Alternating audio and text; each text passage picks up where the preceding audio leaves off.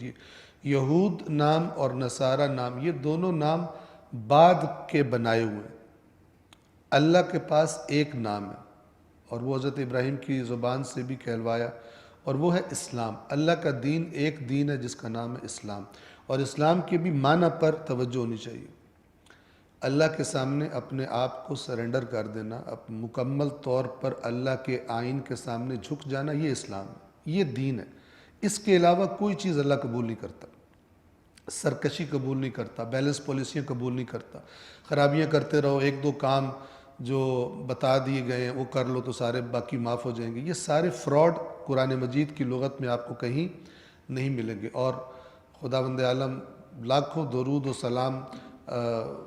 بھیجے محمد و آل محمد پر، انہوں نے بڑا کلیئر اور واضح طور پر یہ بتا دیا کہ ہم سے منسوب چیزیں خلاف قرآن اگر دیکھو تو کبھی قبول مت کرنا۔ البتہ ہماری خطا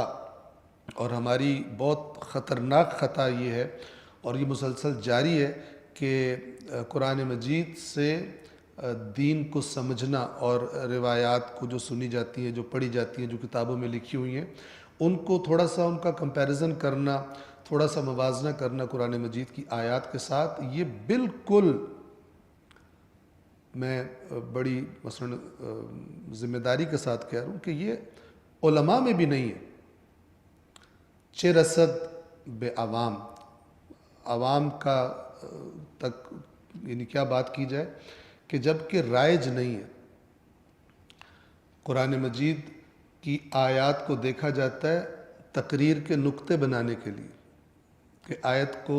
کیسے ہیرا پھیری کر کے بیان کیا جائے تو نعرہ لگے گا، ٹھیک ہے۔ یہ زیادہ تر فوکس اس پہ ہوتا ہے، اس پہ فوکس نہیں ہوتا کہ کون سی باتیں ہمارے درمیان جو رائج ہیں، قرآن مجید کا لب و لہجہ بالکل اس کے ساتھ نہیں ملتا، اور قرآن مجید بالکل اس کی اجازت نہیں دیتا، اور اس کو پھر چھپا دیا جاتا ہے کس میں، کہ مختلف بہانے ہیں، وہ جو میں بار بار کہا کرتا ہوں، اس کے کئی معنی ہوتے ہیں عربی کے، اور اس کے یہ ہوتا ہے اور وہ ہوتا ہے، اور لفظی ترجمے پہ تم جا رہے ہو، تفسیر دیکھو، ہزار قسم کے بہانے بنائے ہوئے ہیں۔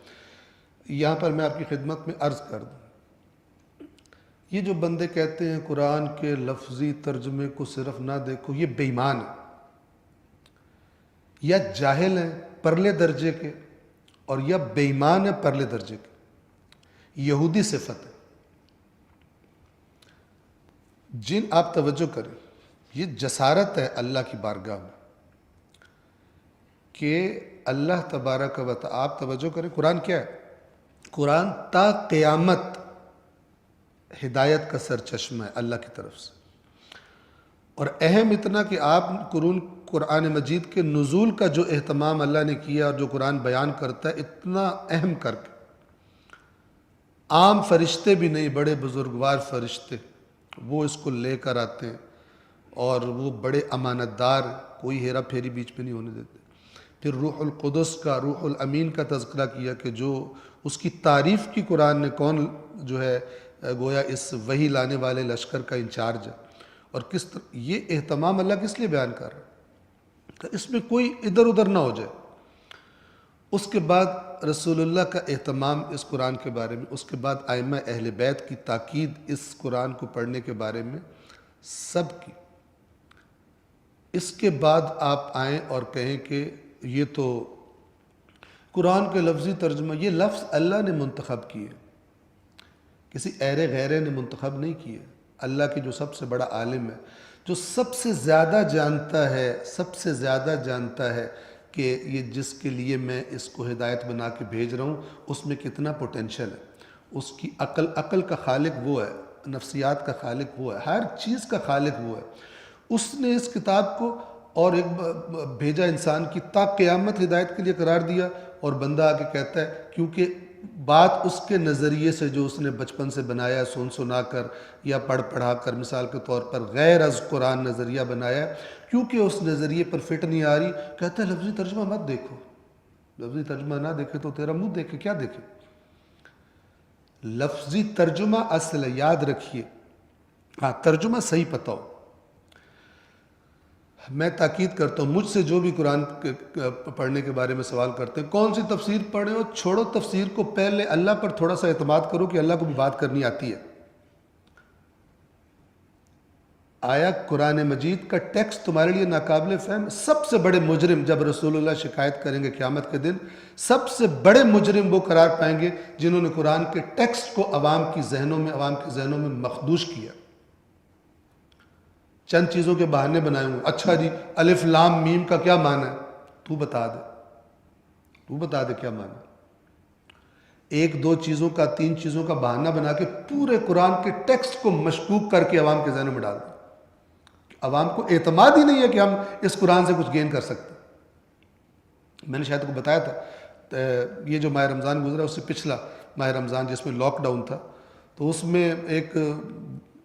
ہر روز ایک سپارہ وہ پڑھا کرتے تھے اور اس کی تفسیر مختصر وضاحت بیان کیا کرتے تھے۔ تو اس میں ایک پتہ نہیں کینیڈا سے تھی یا امریکہ سے ایک خاتون کا مجھے میسج آیا، آپ توجہ کریں کہ کیا حالت ہے، اچھی بھلی پڑھی لکھی سمجھدار متدین، مجھے کہتی ہے کہ میں نے یہ اس درس کی برکت سے زندگی میں پہلی دفعہ قرآن مجید ترجمے کے ساتھ اور تھوڑی بہت وضاحت کے ساتھ میں نے ختم کیا، پڑھا میں نے۔ کہتی ہے اس سے پہلے چند سال پہلے میں نے ایک دفعہ ڈرتے ڈرتے قرآن کا ترجمہ پڑھنا شروع کیا، اور سنیں اب لفظ سنیں اور غور کریں ان الفاظ کا بیک گراؤنڈ کیا، پیچھے دماغ میں کیا بٹھایا گیا۔ کہتی ہے میں نے مشکل سے ایک سپارہ ختم کیا تھا تو مجھے ایسا لگا جیسے میں گمراہ ہو جاؤں گی۔ آپ سوچیں کہ یہ کیا چیز ہے جو ذہن میں بٹھائی گئی، کیوں اس کو لگ رہا ہے قرآن پڑھ کے کہ میں گمراہ ہو جاؤں گی؟ اللہ سے بڑا کون حکمت والا ہے؟ یہ گمراہ ہو جاؤں گی یا گمراہ ہو جاؤں گا اس لیے لگتا ہے کہ جو ذہن میں پہلے کھچڑی کئی سال پکتی رہی ہے، پکائی گئی ہے، سنا کے غیر از قرآن جو چیزیں ذہن میں ڈالی گئی ہیں ان کے ساتھ جب نہیں ملتا ہوا نظر آتا تو اس بندے کو لگتا ہے میں تو گمراہ ہو جاؤں گا۔ اب پرابلم کیا ہوتا ہے؟ کیونکہ ہر مسلک والوں نے اپنے ایکسکلوسیو نظریات جو ہیں، جو بعض اوقات قرآن سے ٹکرا رہے ہوتے ہیں، ان کے ساتھ اپنی عوام کی جنت جوڑ دیے۔ اب بیچارہ جو عام بندہ ہے نا، وہ کہتا ہے کہ یہ گیا تو پھر جنت بھی گئی نال ہی، مر گئے، ڈر جاتا ہے، پھر دھوس میں آ جاتا ہے اور ڈر کے کہتے ہیں ہاں نہیں میں تو نہیں کر سکتا، اور اس کے بعد قرآن سے فارغ ہو جاتا ہے۔ پھر قرآن کس کام کے لیے رہ جاتا ہے؟ چومو چاٹو، اس میں پیسے رکھو تاکہ زیادہ ہو جائیں، اس کے تعویذ بناؤ، اس کو تلاوت کرو، ثواب لو، 5 دفعہ 10 دفعہ ماہ رمضان میں ختم کرو، جس کے لیے اللہ نے نازل کیا اس سے ریٹائر کر دیتے ہیں اس کو۔ یہ بنیادی ترین سبب ہے قرآن کی مہجوریت کا، جس کی شکایت رسول اللہ نے کرنی قیامت کے دن، کہ میری امت نے، میری قوم نے اس قرآن سے دوری اختیار کر لی تھی اور پکے ہو گئے تھے۔ وہ جو لفظ ہیں آیت کے اتخاذ یعنی بہرحال انہوں نے اس پر یہ پکے ہو گئے تھے، اس بات کی ٹھان لی تھی کہ قرآن کے نزدیک نہیں جانا، اور یہ معاشرے میں عمل سبھی مسالک کا اس بات کی گواہی دے رہا ہے، اس بات کی گواہی دے رہا ہے کہ اس پہ انہوں نے ایکا کر لیا کہ قرآن کے نیڑے نہیں جانے دینا کسی کو، اپنی پبلک کو۔ لہٰذا انہوں نے کہا مجھے اس خاتون نے کہ میں اس وقت پڑھ رہی تھی تو ایک سپارہ پڑھ کے چھوڑ دیا کیونکہ مجھے لگ رہا تھا میں گمراہ ہو رہا ہوں، میں قرآن پڑھ کے گمراہ ہو رہا ہوں۔ اور یہ اللہ کے کلام کے گستاخ اور جسارت کرنے والے، ٹھیک ہے، بعض اوقات مولویوں کی شکل میں ہوتے ہیں، کہتے ہیں قرآن پڑھو گے تو خود پڑھو گے تو گمراہ ہو جاؤ گے۔ یاد رکھیں، اگر آپ نے یہ پتہ کرنا ہے کہ تفسیر والے نے کہاں ڈنڈی ماری ہے، کہاں چیٹ کیا، آپ کے پاس قرآن کے ٹیکسٹ کے علاوہ کوئی اس دنیا میں راستہ ہی نہیں ہے کہ کوئی اور چیز آپ کو بتائے تفسیر کرنے والے نے کہاں چیٹ کیا۔ کسی بھی مسلک کی آپ تفسیر پڑھیں گے، اس لیے تو زور لگاتے ہیں تفسیر تفسیر تفسیر تفسیر، تاکہ پہلے ہی مائنڈ سیٹ وہ بنے۔ اس پڑھنے والے کو ہوتا ہی نہیں ہے کہ یہ آیت اصل میں کیا کہہ رہی ہے، وہ تو تفسیر دیکھ رہا ہوتا ہے بیچارہ، اچھا اس سے یہ مراد ہے، اس سے یہ مراد ہے، نامراد رہ جاتا ہے۔ قرآن پڑھنے کا بیسٹ طریقہ وہ یہ ہے کہ آپ قرآن مجید کو، اس کے ترجمے کو، ترجمے آپ کمپیئر کرنے کے لیے ساتھ رکھ سکتے ہیں، 3-4 ترجمے رکھ لیں، ایک شیعہ ترجمہ رکھ لیں، ایک جناب بریلوی رکھ لیں، ایک اہل حدیث رکھ لیں، ایک جناب ترجمہ آپ رکھ لیں دیوبندی مسلک کا رکھ لیں، कंपेयर करने के लिए, शौक से पढ़े और आपको पता चलेगा कि तर्जुमे में ऐसी चीटिंग नहीं हो सकती। हाँ, जहाँ पे अंदर ब्रैकेट्स लगे हो वो उस गरीब की अपनी मेहनत होती है वजाहत के लिए, और बाज़ लोग वहाँ पे डंडी भी मारते हैं, ठीक है, बाज़ लोग, और वो उस पर पकड़ नहीं हो सकती क्योंकि ये ब्रैकेट्स हैं, ये ब्रैकेट्स हैं। तो जो ब्रैकेट होते हैं वो भी कुरान का मतन नहीं होता, जैसे इस तर्जुमे भी है, ज़्यादातर वजाहत के लिए होते हैं और सही वजाहत होती है, ठीक है। लेकिन बहुत कम लोग कुछ चीट भी करते हैं, वो आप जब 2 3 4 तर्जुमे सामने रख के पढ़ रहे होंगे आपको आइडिया हो जाएगा। और आप किसी अगर आपको ना भी समझ आ रहा हो, किसी ईमानदार बंदे से या 3 4 बंदों से, उलमाए कराम से आप जो है तर्जुमा जाके पूछें कि ये मसलन ये क्या है, तो आपको तब भी वाज़ेह हो जाएगा। अल्लाह की तरफ से रास्ता बंद नहीं है, ये अल्लाह के लुत्फ़ का तकाज़ा है कि जो हिदायत का तालिब है, हक़ का तालिब है, हट धर्म नहीं है, ज़िद्दी नहीं है, जो हमारे बाप दादा करते थे हम वही करेंगे, इस किस्म की लगवियात के पीछे नहीं चलता, उसके लिए अल्लाह के लुत्फ़ का तकाज़ा है कि हिदायत का दरवाज़ा खुला रखे, उसके पास रास्ता हो और आसान रास्ता हो हिदायत तक पहुँचने का। और ये अल्लाह का कुरान में वादा है, वल्लज़ीन जाहदू फ़ीना लनहदियन्नहुम सुबुलना, वो लोग जो हमारी खातिर हमारे लिए कोशिश करते हैं, हम यकीनन उन्हें अपने रास्तों की हिदायत करते हैं। और अल्लाह तबारक व तआला ला युखलिफुल मीआद, अल्लाह अपने वादे की खिलाफ वर्जी हरगिज़ नहीं करता, और वो सबसे ज़्यादा कुदरत रखता है वादा पूरा करने की, सबसे ज़्यादा कुदरत रखता है। लिहाजा उसके लुत्फ़ का तकाज़ा है कि ये कुरान का मतन, इसका टेक्स्ट महफूज भी रहे, और उसके लुत्फ़ का तकाज़ा है कि ये कुरान का टेक्स्ट समझ में भी आए, समझ में भी आए।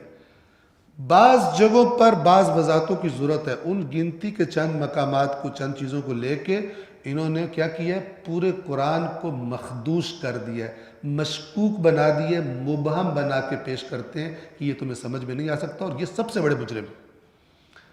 सबसे बड़े मुजरिम ये करते क्यों हैं? अपनी खिचड़ियाँ महफूज रखने के लिए जो बनाई हुई हैं, बन गई हैं। क्योंकि इस्लाम में रसूलुल्लाह सल्लल्लाहु अलैहि वसल्लम की रहलत के बाद, इस दुनिया से जाने के बाद, आपको पता है कि बहुत ज़्यादा लड़ाइयाँ, इख्तलाफात, बहुत कुछ हुआ है। तवज्जो से मेरी बात सुने। उस दौर में कि जब मसलन ये इख्तलाफात अपने उरूज पे गए,